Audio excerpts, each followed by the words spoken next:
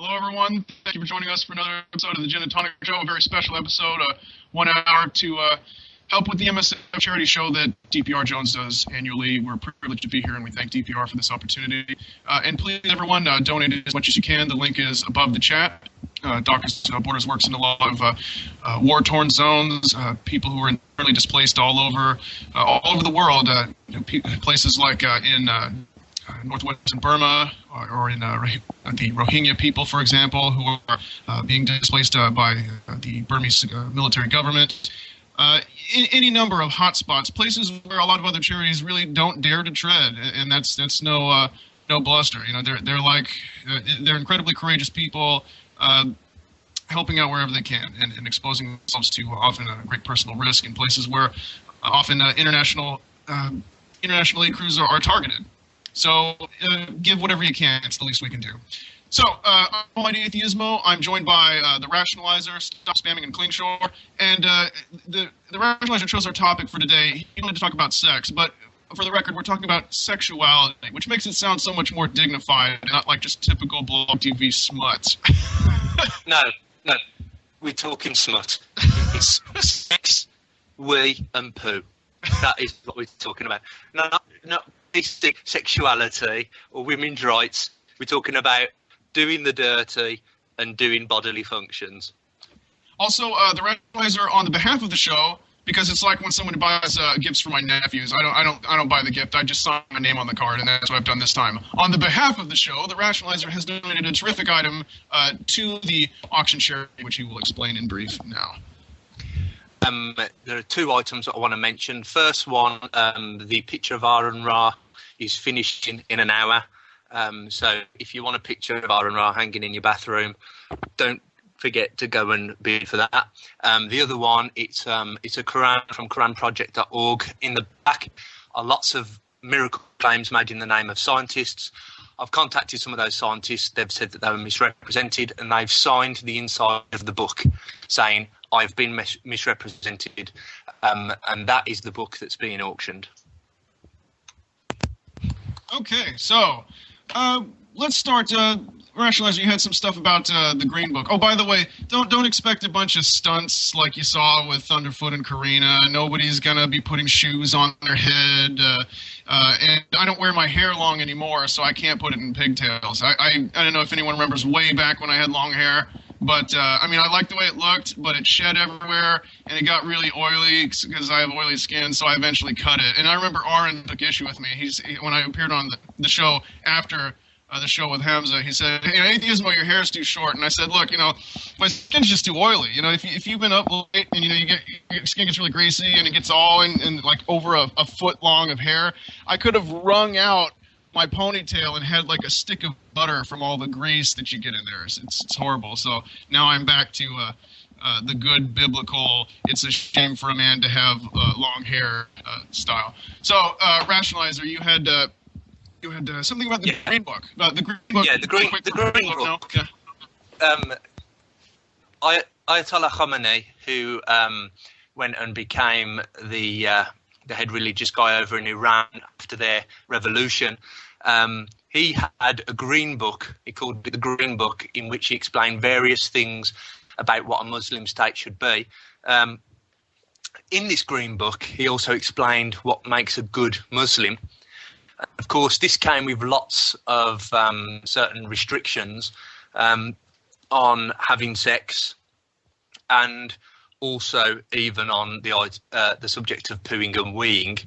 Now, ironically, I had a pizza about an hour ago. I apologise if you're eating, but it's given me the squits. And the thing is if you imagine having the squits, right, and then listen to the excerpt from this book. He says, it is better to avoid urinating standing up, or urinating into hard ground, or into an animal hole, or into air, especially stagnant water. Urinating and defecating are forbidden in 4 places: blind alleys, except for the permission of the people that live along them, the property of such a person who has not given permission, and places of worship such as madrasas, religious schools. During evacuation, One must not squat facing the sun or the moon unless one's genitals are covered. While defecating, one must also avoid squatting exposed to the wind, or in public places, or at one's door of one's house, or under a fruit tree, or at the graves of believers, unless one does so as an insult to them. Having the squits really brought this home. You imagine the scenario. You've just had your pizza, you popped out 10 minutes later, you need an emergency poo, you're looking around everywhere, and it's, oh God, it's a full moon, I can't do that. And you turn around and you think, where should I go now? And it's an alley, can't go in the alley, no, you'd have to knock on all the doors and ask permission. There's no time for it's coming out, it's in my hands. You're running around, oh shit, there's a tomato, it's a tomato, a fruit or a vegetable, oh no. And you run around, and then you find this big open space and you bend down, trousers down, you start to relax and oh shit, I'm in an Islamic cemetery. And then suddenly you just remember the final clause. You can't crap on the grave of a believer unless it's an insult. You look round, you read the name on the stone, you go, Abdullah Sharif Hussein, I've always thought you was a bastard. Finally, one must avoid talking while evacuating unless one is absolutely forced to, or is addressing a prayer to Allah. You know, surely if you a poo and a prayer, one of them can wait. I don't know, a lot of those seem like common sense rules. Don't piss in the wind, for example. I mean, I've heard that one. I mean, I thought the Green Book was supposed to be filled with all kinds of crazy stuff, but that's just common sense. Also, don't pee in an animal hole. That's humane. You know, imagine if you're a gopher or a mole or something, and you're like, oh, stretch, get out of gopher bed, ready to go for school, and you get up into a mouthful of piss. No, I mean, it's they're part of creation as well. That's just inconsiderate. By the way, speaking of crazy books, tell people in brief about your crazy book that you're auctioning, because I kicked it over to you, and then I started. You did? Well, you may have had a daydream, but I said it, so. I might have. Okay, cool. All right. Yeah, have we told people how they can call into the show? Yes. Also, if anyone would like to join for this sophisticated discussion, just send a Skype contact request or a private message to The Gin and Tonic Show on Skype, and don't call into the show. We will call you when ready to take calls. Any questions you have about Islam, Islamic lore, or Middle Eastern history, we'd be happy to answer to the best of our ability. Okay, so, by the way, you know, I'm sorry, were you done with the Green Book stuff? Is there more? I mean, I know that there's all kinds of hadiths and other traditions governing. No. The Green Book, is there more? You're only on for an hour. You know, this Khomeini guy, he was a bit messed up. I mean, you know, saying the people of Iran didn't actually read his book before they invited him back. No, I can't hog the whole show. So someone else can say something. Klingschor, what did you have for us for show and tell? Oh, well, I can't think of a funny joke about a doctor and it hurts here. So I'm just going to say anal sex.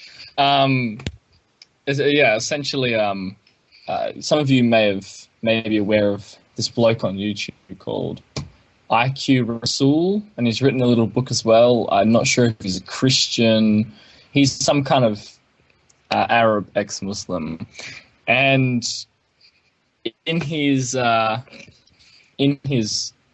videos on anal sex in Islam, he insists that it's acceptable for a Muslim man to anally rape his wives. So I did a little bit of research on this, and what I found was that in Sunni Islam, according to... Oh, well, I suppose I better quickly explain. In Sunni Islam, there's two branches of Islam, mostly 85% are Sunni, 15% are Shia, and then there's a few other little branches. And in Sunni Islam, the scripture reads, you've got the Quran, which is the primary religious document. Then you've got the hadith literature, which is the secondary scriptures of Islam. And let's see. In of the hadith literature, there's 6 canonical hadith collections. So, yeah. Anyway, and in one of these hadith collections, there are numerous hadiths about anal sex. Is it allowed or not? And yeah, I'm going to look for those hadiths right now. Someone else say something whilst I quickly find these hadiths. I think Stopspamming's got a story about his sexual escapades, haven't you? No, Stop Spamming as an anecdote. People often ask us, why we got involved in this kind of discussion in the first place, and most of our stories are pretty boring because it was idle curiosity that drove us. But Stop Spamming, he became interested in studying Islam after a particular incident in, Kabul? Go for it, Stop. Well, it was not actually what started it off, but it is one of those episodes, yes, indeed. Yeah, and it was in Kabul, and it shows how a religion can be interpreted and how it consists only of rituals and superstition. Because I was in Kabul in a 5-star hotel, 5-meter-high walls, double solid metal entrance with checks under the car, in the car, over the car, with airport-style entrance with the whole tutti. And then one evening, I heard rockets and grenades and everything go off. And then, like a stupid idiot, I went downstairs to investigate because I thought, well, I'm in a safe place, so I can just go and check what is going on next door, never thinking that it might be right here at the hotel. Anyway, I ran down, came around the corner to reception when I heard guys running into the lobby screaming, Allahu Akbar, and then firing and shooting the guys. I mean, the one guy who had given me my key like maybe 10 minutes earlier, he was killed in that. And then they ran straight into the spa area and killing everybody on their way, killing everybody in the spa. And we found out later that they were Taliban. And the reason why they had actually done this is they had heard that in the spa area there were naked or topless Filipino girls giving the hotel guests massages. And that was, I don't know, immoral according to the Taliban. So they didn't know anything. They had only heard rumors about this. And the rumors were sufficient for them to go in, kill everybody inside. One guy, they got entry. I mean, the double metal 5-meter high door was, I mean, it was huge. But they sent a guy there who blew himself up with I don't know how many kilos of explosives. And then when I walked out later, I mean, I was walking on human flesh. I mean, there was bits and pieces of human everywhere. So it was really, it was terrible. Anyway, this shows how much of a superstition there is. It's crazy. Another example is, for example, I don't know if you people remember that in Egypt there was a recent fatwa issued regulating the amount of time a woman can be dead to make sex prohibitive. In other words, a man can have sex with his dead wife for a limited amount of time.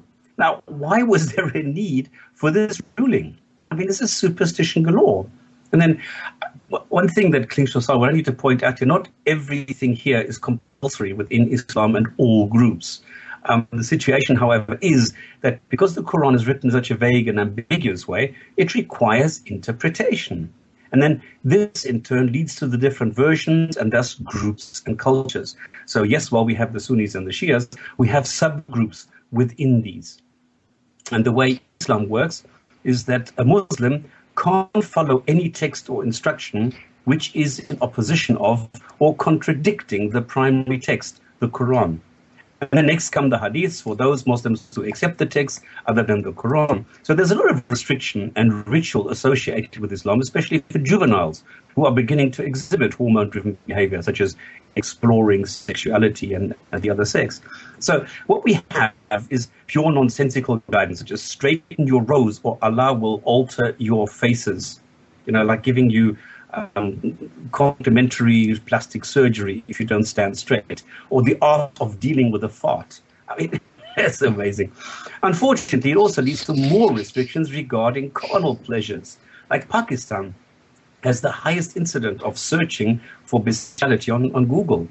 Or we have rare occasions when the Quran itself regulates sex, like Muhammad slept with Mary, a Christian slave, without any ceremony, which caused uproar among his wives. And finally, this was settled by divine intervention in 66:4. And then we have, none of you should walk wearing one shoe only, in one of the authentic hadiths. So you get really, crazy stuff. Then it turns to masturbation. So if a man makes a hole in a watermelon or a piece of dough or a leather skin or a statue, it's cool.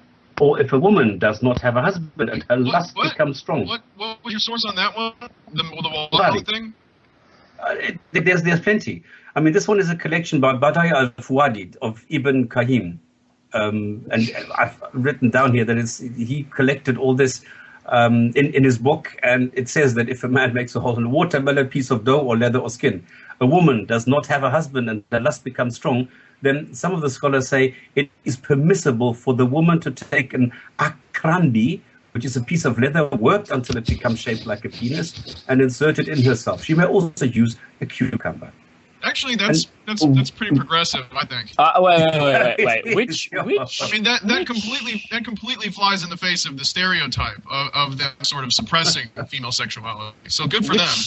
Which hadith is this? I mean, which hadith? No, it's not hadith. These are fiqh rulings. Is that modern fiqh? Oh, okay, yeah. So that's a bit different.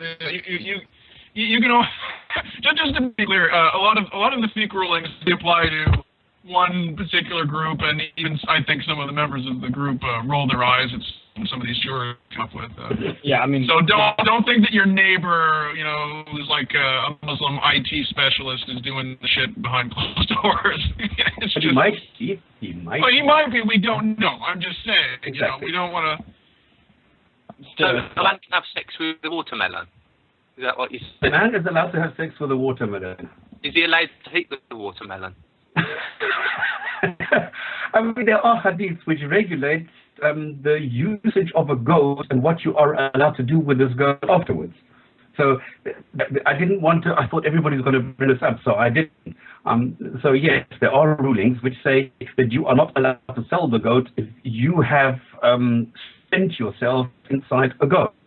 Because you're allowed to eat it yourself, but you're not allowed to sell it to others afterwards. Can you imagine the awkward, like your neighbor is trying to buy it from you? He's like, come on, I can always use, you don't use that goat. I need, I have a goat milk farm. And he's like, look, Frank, I can't say this. Just drop it. Just drop it. He's like, come on, I'll pay twice what it's worth. It's fine. I appreciate it. I'm gonna have to decline. He's like, what's the big deal? He's like, I don't want to get into it right now. It's just. Yeah. What Stopspamming said was from the Green Book again. Another words of wisdom from the Ayatollah Khomeini. It says the meat of horses, mules, or donkeys is not recommended.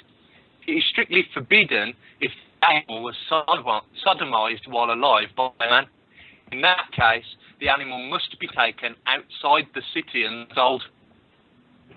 And the lesson there is, don't buy horse meat from a man in the next village called Bob the Horsefucker.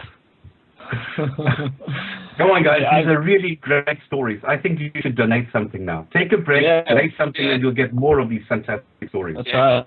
There's a really good one there about having anal sex with a cow or a camel. So, come on. Go and give some money, and you get to hear about bum sex with camels. Well, a couple of weeks ago, we had this thing with the circumcision scandal in the Cologne courts, which said that if somebody has the son circumcised and there are complications, he is going to be investigated legally.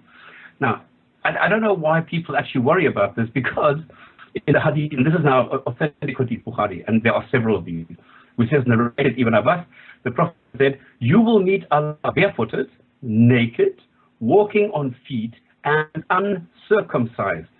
In other words, somehow everything will go back once you are dead to bring you back into the original state, which seems to be better for Allah than what humans have done, and that is cutting this little piece off. So it tells them to circumcise their boys even though they'll be uncircumcised after they die? Exactly. And Islam allows a man to have intercourse with his slave woman, whether he has a wife or wives or not.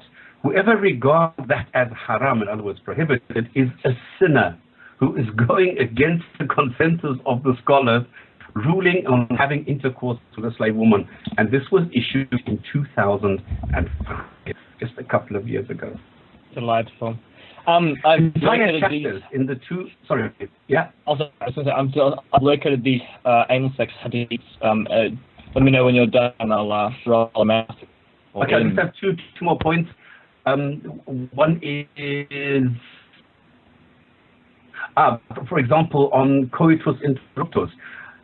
This is what they said. I entered the mosque and asked him about al-azl, the coitus interruptus, and he said, it is better for you not to do so, for if the soul is predestined to exist, it will exist.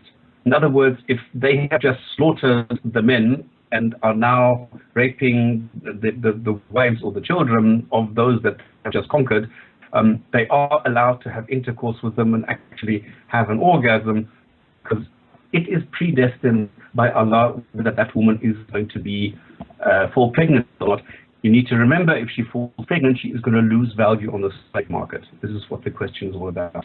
You know, it shows the difference between our various cultures, you know, and I don't think there's any real right or wrong as far as these things are concerned, but I just have to point out that, you know, making love to a watermelon, I mean, here in the enlightened, industrialized world, we fuck things like warm apple pies and real dolls. It just shows how far they have to.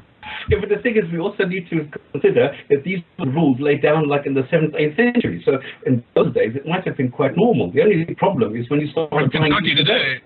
Yeah. I'm just saying about okay, barnyard things. I'm sure that... Sorry, carry on. No, I'm just about Kentucky barnyard sex joke. Sorry. Klingschor, you had something? Yes. Remember, people, please donate to this wonderful charity, and also you can ring us via Skype if you add us, The Gin and Tonic Show. Okay, so what I'm going to read from you now is from the tafsir, or the commentary of the Quran, attributed to Muhammad's uncle Ibn Abbas, but probably not. And we are told that, and get ready for this is pretty hot talk right now, quote, the vulvas of your wives are plantations for your offspring, so go to your tilth, your plantations, as ye will, as you please, from behind or front, as long as the penetration is in the pudendum. Oh, I just have to stop to get a drink of water right now. This is getting me pretty hot. And blah, blah, blah. And fear Allah regarding penetrating your wives in their anus or having sex with them during menstruation, and know that ye will one day meet him, i.e. God. Allah says, give glad tidings, O Muhammad, to the believers who ward off penetrating their wives in their anus and further abstain from having sex with them when they are menstruating. And we also told in Tafsir al-Jalalain, Allah loves those who purify themselves from impurity and filth, including having sexual, and the filth that including having sexual intercourse with a wife during menses and anal sex.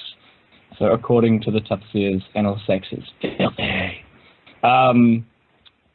Indeed, according to one hadith in, let's see, in Sunan Ibn Majah, Sunan Abu Dawud, which is the third hadith collection, we are told that the Prophet, peace and blessings upon him, said, he who has intercourse with his wife through her anus is accursed. So anal sex is filthy, and you get cursed as well. Fantastic. But what do the Shia say? Well, according to the modern Ayatollah Sayyid Ali al-Husseini al-Sistani, the Grand Ayatollah of Iraq. So basically, this guy is the highest-ranking Shiite authority in Iraq. And he was asked the question, is anal intercourse permissible? And the Ayatollah replied, permission is bound to wife's agreement, but it is strongly undesirable. So there you go. You're actually allowed to have anal sex in Shia Islam. Okay, we have our first caller. We have Abhishek, who is here to talk about counter-apologetics. We might be a little bit brisk with our callers. We only have an hour, so we might just have the question and then kick you off and listen to the answer in the on the blog TV.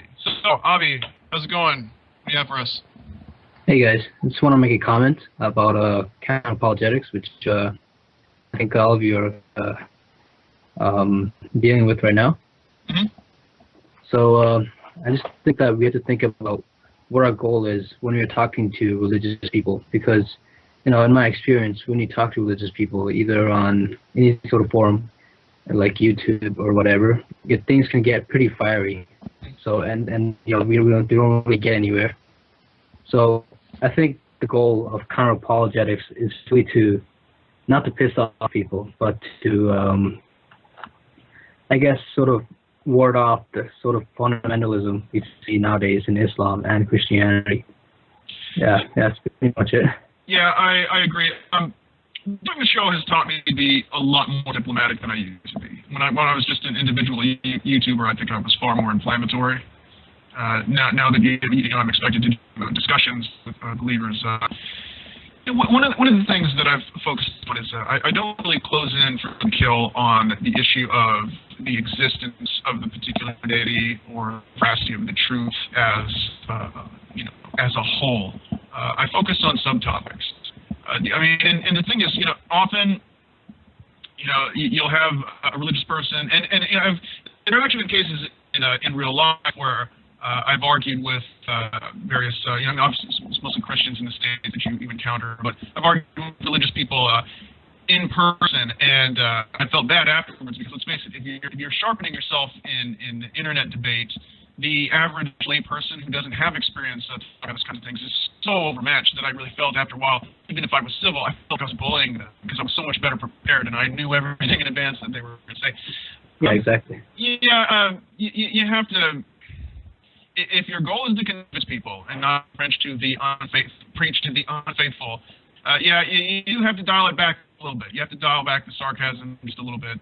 Obviously, we're being goofy today. We're just putting our hair down, but we've had a lot of guests on, and things have been perfectly civil the overwhelming amount of the time. Did you ever see the movie The Princess Bride? Yeah. There's a scene where Andre the Giant, his accent's so thick you can barely understand him, but he's about to pummel this little guy, and he's letting the little guy win a little bit, and the guy says, "Are you just messing with me or what?" And he says, "Well, I just want you to feel you're doing well before I kill you." And I think that really there have been a lot of cases where we'll choose a subtopic. Where the religious guest won't just be completely demolished, but there's some wiggle room and room for legitimate disagreement on both sides. We'll just focus on one aspect, and that way it's not sort of hammering them like put up or shut up. Where's the evidence for these claims? So yeah, obviously the sarcasm is more fun. I took issue with another YouTuber, actually a lot of people, for saying that. What is it? Humor, especially like aggressive humor, poking fun, and ridicule doesn't work, because ridicule can work. It absolutely can. I think a lot of people who eventually be converted, aggressive humor doesn't work. Yeah, they were ridiculed. They said, this was the case in my part at least. It's like I heard a bunch of people who didn't believe making fun, and I thought, I'll show them. I'll read the Bible, and I'll be the best. And then once I actually read it, I thought, never mind, this is all bollocks. So I think that ridicule can work, but in a discussion format. May I give my 2 cents here? Yeah, by all means, I go. It entirely. Oh, first of all, donate, people, seriously. Right now, just stop what you're doing and give a donation, because, even a pound or something. Yeah, just a pound. Whatever. A pound or $1. Bloody English. Depending on where you're from. Anything will do. Just go and donate something. But it entirely depends on what your intention is, because what I found overwhelmingly is that when I do dialogue, and especially one-on-one or two-on-one or God, are we still talking about sex? It's much more effective. The message is like people actually listen, and I've really seen an impact upon the people who I talk to when I'm doing dialogue. Whereas if I get angry, I'm like arguing and arguing. I'm not getting anything through. Nothing's going in. Yeah. Just continue.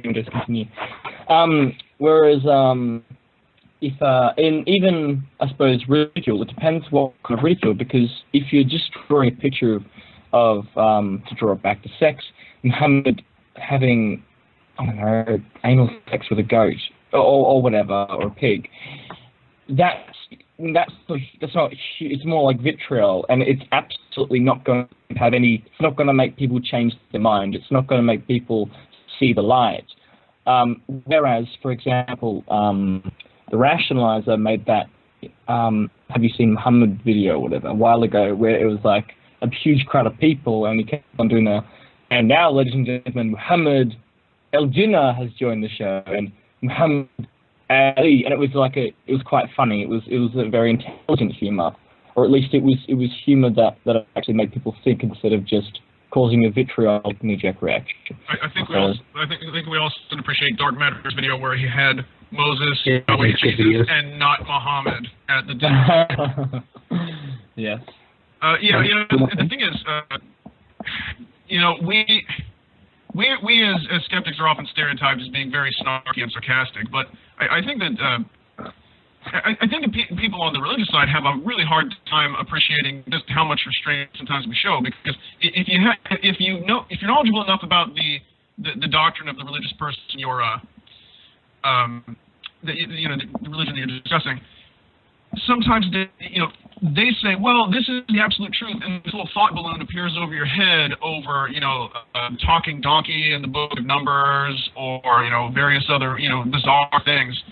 And, the fact of the matter is, you can just state verbatim what it is that the doctrine says, and they'll accuse you of making fun, especially if they're not familiar with the story, because then they'll think you're making it up. I remember sometimes, for example, if I'm talking to a Muslim and they're saying, well, the Prophet is on record as saying this, and he would never lie because he was al-Amin, he was the most trustworthy.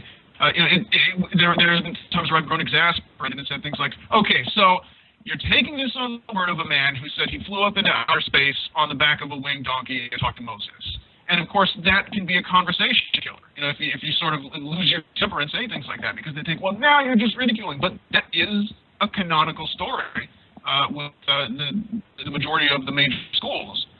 There are quotes from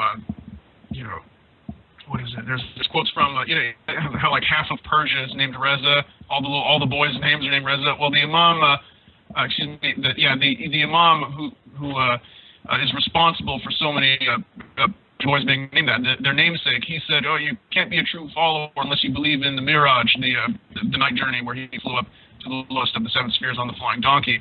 And it's, how can you address something like that? You can address it in all sobriety and seriousness, and people will think that you're making fun. I mean, you can talk about Greek or Norse myths and be goofy about it, and no one thinks that you're disrespecting modern Greeks or Norwegians or Swedes. But what can you do? There's just, especially after reading Bukhari. I mean, that was just a point of no return as far as my perception of goofiness in the doctrine. I mean, Bukhari had so.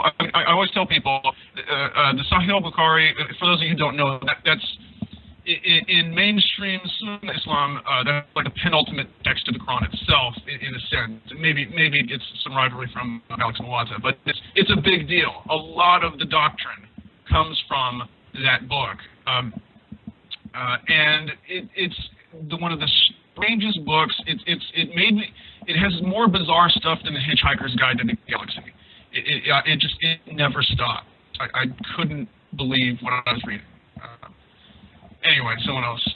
Actually, we're going to let you go, Avi, and we're going to, like I said, we're going to be taking guests a little bit briskly today. So we go from topic to topic. But thank you for calling. It's a good question. Take care. Right. Before we carry on, apart from saying go and donate, there's the address, tinyurl.com/donate to MSF 2012, and you can go there and there's various different donation links, and you can just give a few quid, whatever you can afford, and that'll be lovely, and they will all really look really good, that like we're really clever and that we've made your part with your money. Now, hopefully, some of you have done that, and as a consequence, as promised, I will now discuss sodomy with cows and camels. And if you haven't gone and donated, then I hope you feel bad, and may Allah and all his angels curse you until the morning, so you better pray that you don't die. If one commits an act of sodomy with a cow, a ewe, or a camel, their urine and their excrements become impure, and even their milk may no longer be consumed. The animal must then be killed as quickly as possible and burned, and the price of it paid to its owner by him who sodomized it. Now, you're a farmer, you're sitting down with your wife and your family, doing whatever it is you do, as a knock at the door, and there's your neighbour, is, all right, Bill, do you want to sell your camel? No, I don't want to sell my camel. Well, Ayatollah Khomeini says that you've got to sell me your camel, because I'm afraid I've had my willy up its bum. How much do you want for it? Actually, you know, non-believers aren't really very clean either. It says any man or woman who denies the existence of Allah or believes in his partner, the Christian Trinity, or else does not believe in his prophet Muhammad, is impure in the same way as our excrement, urine, dog, and wine. Wait, hold on. It just says if a human man has sex with a she-camel, is his urine also impure? Does it say? No, of the animal, it says their urine and their excrements become impure. Now, obviously, a camel, you know, camel's urine is well known to have special healing properties. That's what I'm saying. Is if But you have... I don't know why the camel's excrement would become impure, because surely it would be impure to start with. But he says become impure. So, you know, I don't know what he had going for camel poo. I don't know what benefits he thought that had. Actually, you know, there was I can't remember who Stopspamming was saying of a ruling about having sex with dead people made recently. A quick argument run through from the Quran about having sex with girls that are too young to have their periods. In chapter 2, verse 2 to 8, when a Muslim man divorces his wife, there's a period called an iddat. During that time, she's not allowed to go out and mix with other people. She's got to stay in to make sure that she's not pregnant, so she can't get pregnant by someone else. And it's so that's 1 month of that, and an additional couple of months to in case they want to reconcile. So 2:2 to 8 says that the iddat for the divorce, the waiting period, is 3 menstrual cycles, and the woman should not consider what's in her womb. And 33:49, there's an exception. It says that if you wed a believing woman, but you don't have sex with her, then there's no iddat at all. As soon as you're divorced, it's immediate. And in chapter 65, verse number 4, it says, now this is a result of some people coming up to Muhammad and saying, oh, Muhammad, there's some women that aren't covered by these rules. Well, which are this? Well, you know, young girls don't have periods, so they can't wait for menstrual cycles. And post-menopausal women don't have periods, so they can't either. And Muhammad says, oh, hang on, the all-knowing Allah has told Gabriel to come and whisper the answer in my ear, even though he knew he was going to ask it. Incoming message from the big giant head. Yeah.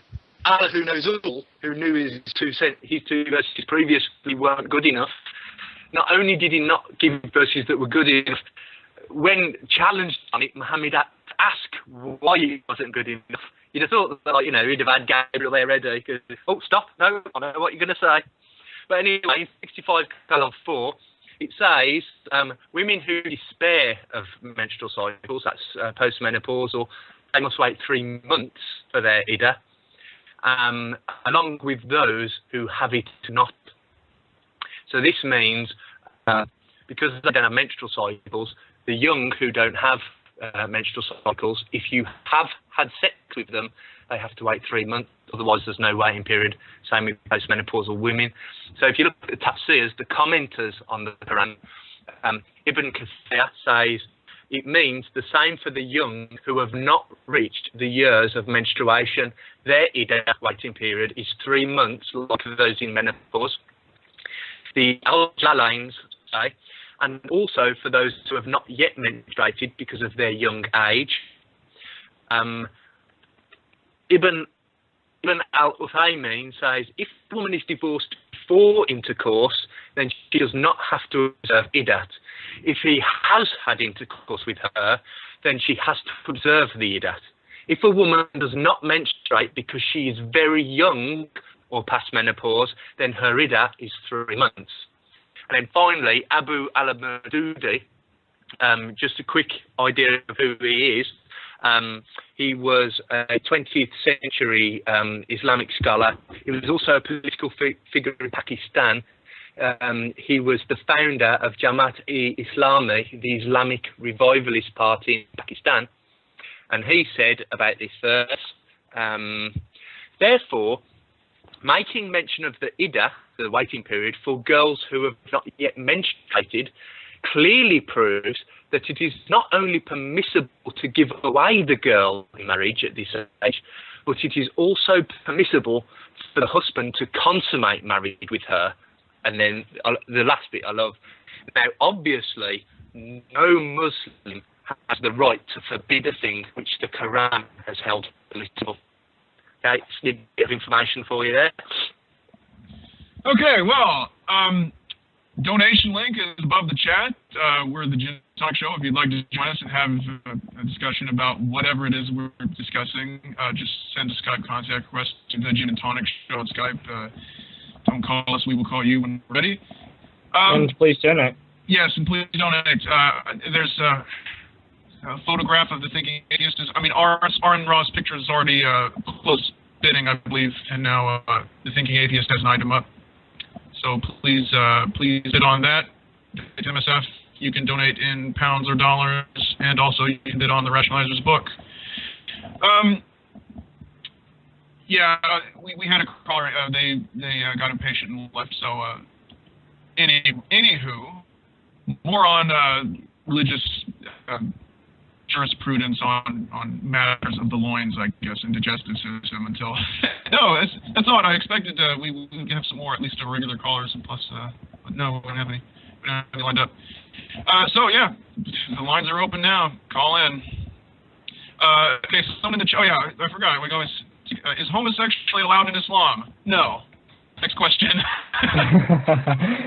Yeah, and you would expect that with all these restrictions and everything, you would have some sort of something on bestiality, but where homosexuals and adulterers are harshly punished, there is nothing on bestiality. So we have narrated Abdullah ibn Abbas, there is no prescribed punishment for one who has sexual intercourse with an animal. This is from Abu Dawood, if somebody wants to look it up. Now, unfortunately, a similar hadith says exactly the opposite. Narrated Abdul ibn Abbas, the Prophet said, if anyone has sexual intercourse with an animal, kill him and kill it along with him. So it's a matter of interpretation. So the isnad, or chain of narration, somehow comes up with the same source, which also renders the entire concept at least questionable. So everyone can take their pick or trust the scholars who will find exactly the right solution for you and declare one hadith weaker the other, and thus declare one of them to be important. But then what is the point of having trusted and authentic saints when some are declared unauthentic later by humans? So the result is a man was caught with a donkey, he was arrested and released again. And this is in 2004. And in Pakistan, in many rural areas, having sex with an animal was considered a rite of passage on the way to becoming full members of the male society. And these practices are not approved, but they are recognized as common among boys. And lastly, a man caught having sex with a neighbor's goat was not punished, but ordered by the council of elders to pay $50 and marry the animal because he had used it as his wife. Welcome to Sharia. Keith is joining us. He has a question about dress codes and Muslims living in England. Welcome to the program. What do you have for us? Can you hear us? Keith, are you there? Yeah. Okay, you're on the air. Yeah, recently Sorry. we've had this man who lost his job because he refused to counsel gay people, and another man, women had to take off her cross, but the Muslim women are allowed to wear their headscarf. So this is like part of the New World Order, because there's this gay agenda, and there's also a white genocide. And Okay. first, Where is this? Real quick, what he said he refused to counsel them. What was his job? he's like fucking therapist, you know, counselor. He's a relationship counsellor. He said he will only counsel heterosexual couples. He won't counsel same-sex couples because it's against his beliefs in the Bible. But now, did he have a private practice and his career was ruined, or was it matter he was? No, he was a state employee. Oh, yeah, well. Employee of the state. So, goodbye, mate. Well, Yeah. if it's anything Sorry. like the United States, he's free to open up a private practice and be as bigoted as he likes. So I don't see the problem. As far as you can't in the UK. In the UK, a bed and breakfast couple were prosecuted by a same-sex couple because they were told that they couldn't sleep in the same bed. So they couldn't stay there. And they said, no, we're not discriminating against them because they're the same gender. We're discriminating against them because they're not married. But either way, you're supposed to let unmarried people stay as well. And Keith, who I suspected Oliver, if you think that there's a white genocide going on, mate, just look up the word genocide in the dictionary and stop being a dick. Well, I don't know. I personally support the white genocide because I would believe with anything you should go out on a high. And basically, white people have just despoiled the whole world. I mean, Industrial Revolution, Age of Colonialism. We've been there, done that, got the T-shirt. We've had a good run. Go out with a bang, I say. But that's just. But isn't the white genocide happening because we're all having sex with non-white people? That's a fantastic way to go out. I think. There you go.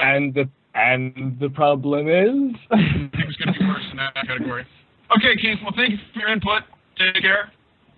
I'd just like to quickly read some stuff regarding homosexuality. I mean, of course, the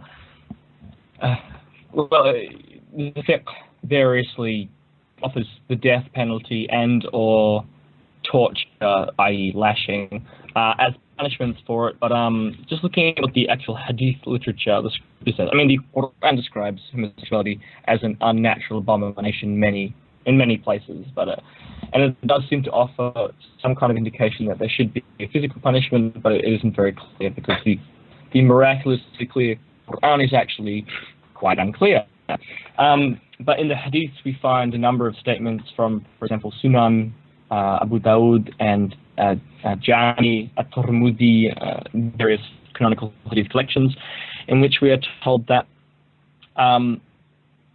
there is nothing that Muhammad feared more than homosexuality, which he called the practices of the people of Lot from the Bible. And he's reported to have said that if you catch someone committing an act of homosexuality, you should kill them. And it is recorded that Muhammad's political successor, Abu Bakr, who took over the Islamo-Arab state after Muhammad's death, condemned a homosexual to be buried beneath the debris of a wall. So basically he had a wall collapsed on a gay person for being gay, as punishment for being gay. That's how he killed him. And Abu Bakr also prescribed burning alive as penalty for those guilty of homosexuality. And in this respect, he was followed by Abdullah bin Zubair, who was the rebel ruler in Hijaz for a while, and also Hisham bin Abdul Malik, who was a later Umayyad Khalifa or ruler.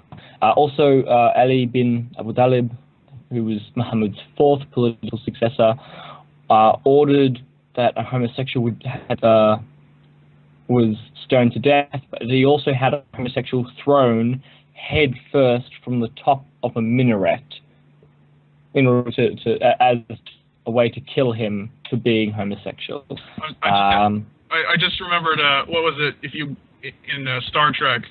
Well, that's the highest building in the Ferengi Alliance. You get thrown off of it if you break the rules of commerce or something. It's like, yeah, throw him off the minaret. You broke the rules of commerce. Isn't throwing off a cliff also a punishment? Where does that come from? Do you remember?